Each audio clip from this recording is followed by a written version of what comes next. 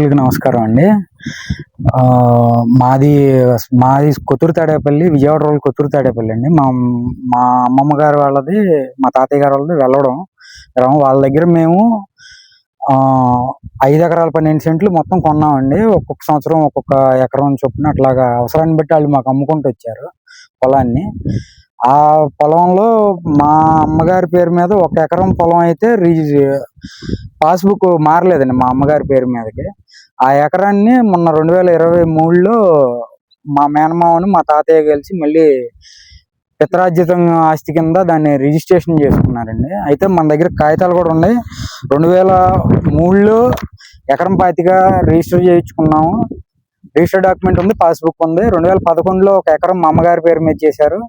2013లో నాకు 87 సెంట్లు, 2015లో 1 ఎకరం, 2017లో 1 ఎకరం, మొత్తం 5 ఎకరాల 12 సెంట్లు మాకు ఈసీలో కూడా మనకి క్లియర్గా డీటెయిల్గా కనిపించిద్దండి. మనకి నా పేరు మీద 2 ఎకరాల 87 సెంట్లు మొత్తం, దానికి డాక్యుమెంట్ ఉంది, పాస్బుక్ ఉంది.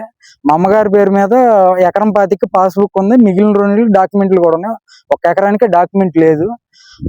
ఇది పాస్బుక్ లేదు అని చెప్పి ఈ పాస్బుక్ లో మా తాతయ్య పేరు కనపడుతుందని చెప్పి సేమ్ పొలాన్ని మా మామయ్యకి గిఫ్ట్ రిజిస్ట్రేషన్ చేసుకున్నారండి. దీని గురించి ఇది ఎప్పుడు జరిగిందంటే మన గత జగన్ ప్రభుత్వంలో నవంబర్ 27, 2023 జరిగిందండి. ఇది రిజిస్ట్రేషన్, దొంగ రిజిస్ట్రేషన్ మా తాతయ్య, అనుమానం లేదండి దాంట్లో. మా తాతయ్య చేశాడు, మా మామయ్యకి చేశాడు. సబ్ రిజిస్ట్రార్ గారి సపోర్ట్, అప్పుడున్న సబ్ రిజిస్ట్రార్ గారి సపోర్ట్. ఆయన పేరు బాణావత్తు ఉందండి. వాళ్ళు రిజిస్టర్ చేసుకున్న డాక్యుమెంట్ కూడా నేను తీసుకున్నానండి. మొత్తం మాకు రిజిస్టర్ చేసిన డాక్యుమెంట్ కూడా ఉందండి. ఇక్కడ మాకు రిజిస్టర్ చేసిన డాక్యుమెంట్ కూడా 2 అలైవ్లోనే ఉన్నాయండి.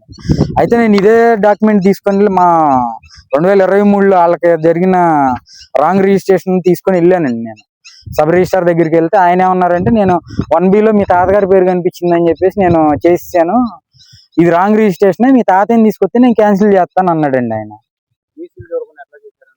ఈసీలు చూడకుండా ఎట్లా చేశాడని అడిగానండి. అడిగితే ఆయన సమాధానం చెప్పకుండా ఆయన వెళ్ళిపోయాడండి. కోర్టులో తెలుసుకోండి మీరు, మాకు సంబంధం ఏం లేదని చెప్పారండి. రెవెన్యూ డిపార్ట్మెంట్ దగ్గర ఏం చేసామండి మేము, ఇది ఇట్లాగా డబుల్ రిజిస్ట్రేషన్ అయ్యిందండి అని చెప్పి పాస్బుక్ని అయితే హోల్డ్ చేయించామండి. ప్రస్తుతానికి హోల్డ్లో ఉంది అది. వాళ్ళు కూడా కోర్టులకు వెళ్ళమన్నారు. సరే అని చెప్పి కోర్టులో అది నడుస్తూ ఉందండి. నడుస్తూ ఉండగానే పోయిన సంవత్సరం ఏం చేశాడు మా మేనమామ, కలుపు మొత్తం కొట్టింది ఈయనే అండి. కౌలు రైతు, మాకు కౌలు చేస్తాను గత 10 సంవత్సరాల నుంచి ఈయనే అండి కౌలు చేసేది. డిస్ప్యూట్ లో 1 ఎకరం ఉంది, నువ్వు చేయొద్దు వెంకట్రావు, నేనే చేసుకుంటాను, నువ్వు మిగిలింది నువ్వు చేసుకోమని చెప్పాను. అట్లా చేసుకుంటున్నాడు ఆయన. వాళ్ళు పొద్దాకలు ఈయనకి ఫోన్ చేసి బెదిరించడం, నువ్వు ఇంకోసారి పొలంలోకి అడిగి పెట్టావంటే అది చేస్తాం ఇది చేస్తాం అని చెప్పి పిచ్చి మాటలు మాట్లాడతాం. మా మేనత్త అలిగినేని లక్ష్మి గారు, ఆవిడ మెయిన్ గా భార్య, మా మేనమామ భార్య, ఆమె బెదిరించడం వెంకట్రావుని, ఇట్లాంటివి చాలా సార్లు చేసిందండి. పోలీసులు కూడా స్టేషన్ కి పిలిచి మరి వాళ్ళకి వార్నింగ్లు ఇచ్చారండి. 3-4 సార్లు వార్నింగ్లు ఇచ్చారు. పోయిన సంవత్సరం అయితే మేము మొత్తం నాటంతా వేసిన తర్వాత అండి, మొత్తం 3.5 ఎకరాల దాకా మీకు కంప్లీట్ గా మాడిపెట్టేశారండి. మొత్తం ఎఫ్ఐఆర్ కూడా ఫైల్ అయి ఉందండి దానికి. పోయిన సంవత్సరం నాటేసిన తర్వాత ముందు కొట్టారండి. నాటేసిన 1 వారం 10 రోజులకు వచ్చి ముందు కొట్టారండి. సరే అది దానికి ఎస్ఐ గారు ఏమండి ఇది క్రైమ్ కింద వస్తుందండి ఇది అని చెప్పేసి ఆయన ఎఫ్ఐఆర్ ఫైల్ చేశారు. అప్పుడు వాళ్ళు ల్యాండ్ లో వెరిఫికేషన్ కూడా చేసుకున్నారు. చేసుకున్న తర్వాత ఎఫ్ఐఆర్ ఫైల్ చేశారండి. సిఐ గారి దగ్గరికి తీసుకెళ్ళి ఇంకోసారి మేము చేయమండి అని చెప్పి సిఐ గారి దగ్గర, ఎస్ఐ గారి దగ్గర ఒప్పుకున్నారండి. వాళ్ళు మేము కలుపు మందు మళ్ళీ వెళ్ళి పొలంలోకి వెళ్ళాం, కలుపు మందు కొట్టమని. మళ్ళీ ఈ సంవత్సరం 100% వాళ్ళేనండి కొట్టింది. ఇంకో అవకాశం లేదు కూడా అండి అసలు కొడతానికి కూడా. ఇట్లా పచ్చగా ఉన్న పొలాన్ని అసలే రైతులు పంటల 100 మంది రైతుల్లో 28 రైతులే వేస్తున్నారు ఈ సంవత్సరం అని చెప్పి మేము న్యూస్ లో చదువుతున్నామండి. వాటిల్లో 28 రైతులు కూడా ఉండరేమోనండి. మరి వచ్చే సంవత్సరానికి మరి తినడానికి తిన్నట్టు ఉంటుందో తెలియదు మాకు. మరి తాగం చేసి వదిలిపెట్టేస్తున్నారండి. సింపుల్ కలుపు మందు కొట్టేసి వెళ్ళిపోతున్నారు. ఏలేండి మా రిజిస్టర్ డాక్యుమెంట్ రాకుండా ఉండాలి. కోర్టులో తేలే వరకు పోలీసులు కూడా అదే చెప్పారండి. కోర్టులో తేలే వరకు 10 సంవత్సరాల నుంచే 15 సంవత్సరాల నుంచి వాళ్ళు చేసుకుంటున్నారు కదండి, వాళ్ళు చేసుకునేవ్వండి.